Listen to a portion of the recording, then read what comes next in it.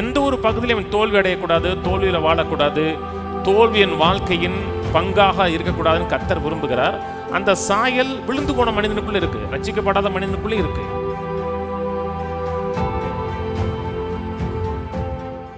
ஆதியாகமம் 1:26. பின்பு தேவன் நமது சாயலாகவும் நமது ரூபத்தின்படியும் மனுஷனை உண்டாக்குவோமாக, அவர்கள் சமுத்திரத்தின் மச்சங்களையும் ஆகாயத்து பறவைகளையும் மிருக ஜீவன்களையும் பூமி அனைத்தையும் பூமியின் மேல் ஊறும் சகல பிராணிகளையும் ஆளக்கடவர்கள் என்றார். தேவன் தம்முடைய சாயலாகவே மனுஷனை சிருஷ்டித்தார். அவனை தேவ சாயலாகவே சிருஷ்டித்தார், ஆணும் பெண்ணுமாக அவர்களை சிருஷ்டித்தார். பின்பு தேவன் அவர்களை நோக்கி, நீங்கள் பலுகி பெருகி பூமியை நிரப்பி அதை கீழ்ப்படுத்தி சமுத்திரத்தின் மச்சங்களையும் ஆகாயத்து பறவைகளையும் பூமியின் மேல் நடமாடுகிற ஜீவ ஜந்துக்களையும் ஆண்டு கொள்ளுங்கள் என்று சொல்லி தேவன் அவர்களை ஆசீர்வதித்தார். மனிதனை குறித்த ஒரிஜினல் பிக்சர், மனிதனை குறித்த தேவனுடைய மனதில் இருந்த ப்ளூ பிரிண்ட் என்ன சொல்லப்பட்டிருக்கிறது.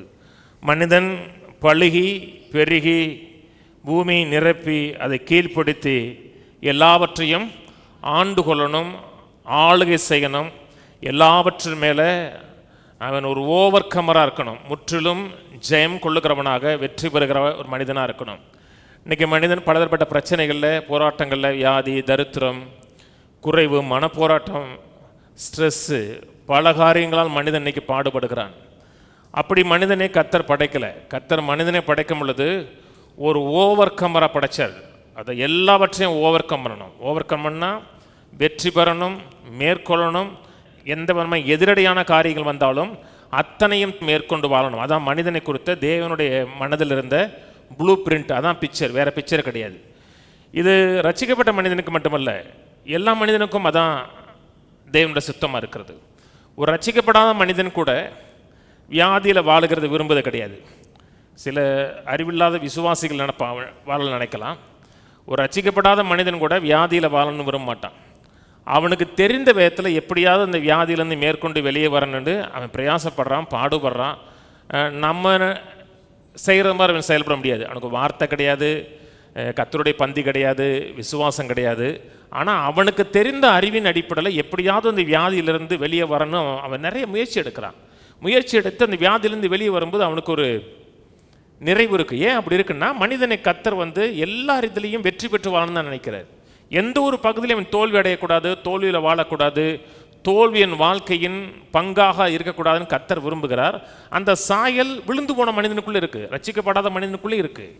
அவன் தரித்திரத்தில் வாழ விரும்புவது கிடையாது. கொஞ்சம் அறிவு இருந்தால் கூட நம்ம தரித்திரமாக வாழக்கூடாது, குடும்பத்தை நல்லா வச்சுருக்கணும், பிள்ளைகளை எல்லாம் வச்சுருக்கணும், இந்த சமுதாயத்தில் ஒரு நல்ல வாழ்க்கையை வாழண்டு ஒரு தேவனை அறியாத மனுஷன் கூட நினைக்கிறான். ஏன் அப்படி நினைக்கிறான்னா, அதான் மனிதனுக்குள்ள தேவனை வைத்திருந்த சாயல், தேவனுடைய இமேஜ். அதான் தேவன் தோற்கிறவர் கிடையாது, தோல்வியில் வாழ்வது தேவனுடைய சித்தமும் கிடையாது. அதை மனிதனை குறித்து தேவனுடைய சித்தமும் அப்படி தான் கிடையாது.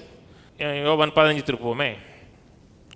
யோவான் 15:5, நானே திராட்சை செடி, நீங்கள் கொடிகள்.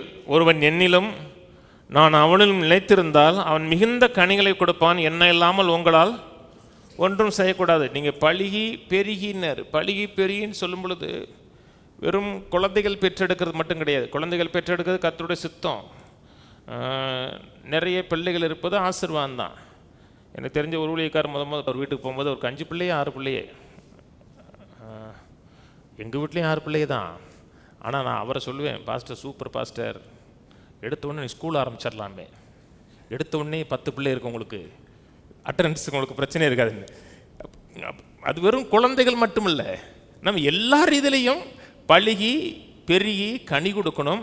அது அவரை இல்லாமல் நாம் கனி கொடுக்க முடியாது. அப்புறம் சொல்றாரு 8ஆம் வசனத்தில், நீங்கள் மிகுந்த கனிகளை கொடுப்பதனால் பிதா மகிமைப்படுவார், எனக்கு சீசராக இருப்பீர்கள். சீசராக இருப்பீங்கன்னா டிசிப்ளின் ஃபாலோவராக இருப்பீங்க. என்னை நீ கரெக்டாக என்னை ஒரு ஒழுக்கத்தோடு ஃபாலோ பண்ணுற ஆளாக இருப்பீங்கன்னா நீங்கள் மிகுந்த கனிகளை கொடுப்பீங்க. அப்படி மிகுந்த கனிகளை கொடுப்பதுனால அதனால பிதா மகிமைப்படுவாருங்கிறாரு. அப்போ ஒவ்வொருவரு குறித்த தேவனுடைய பரிபூர்ணமான சித்தம் என்ன? வெற்றி பெறணும், ஜெயமாக வாழணும், எல்லாவற்றையும் மேற்கொண்டு வாழணும். அதான் நம்மை குறித்த தேவ சித்தம்.